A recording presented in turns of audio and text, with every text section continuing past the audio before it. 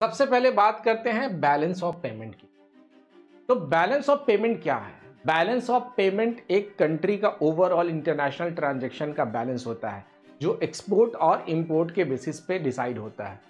तो सपोज करो कि ये इंडिया, ये हमारी कंट्री है और यहां से ये मान लेते हैं यूएस है, यूके है, जर्मनी है, यूएई है, बहुत सारी कंट्री है जहां से क्या होता है, एक्सपोर्ट और इंपोर्ट होता है और इंपोर्ट होता है। मतलब कि जो चीजें हम लोग के पास ज्यादा हैं उसको हम लोग एक्सपोर्ट करते हैं, मतलब बेचते हैं, सेल करते हैं। जो चीजें हम लोग के पास नहीं है उसको हम लोग क्या करते हैं, बाय करते हैं, खरीदते हैं, इंपोर्ट करते हैं।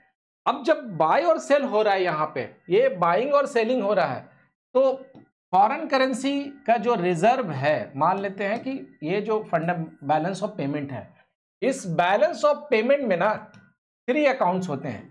एक होते हैं करंट अकाउंट, याद रखिएगा। दूसरा होता है कैपिटल अकाउंट और तीसरा होता है फाइनेंशियल अकाउंट। ये 3 तरह के अकाउंट होते हैं। नेचर ऑफ द ट्रांजैक्शन इसमें हम लोग कैटेगराइज करते हैं। तो अभी के लिए इतना ही, बाद में जब हम लोग डिटेल्स में पढ़ेंगे तो ये सारे चीज को हम लोग समझेंगे।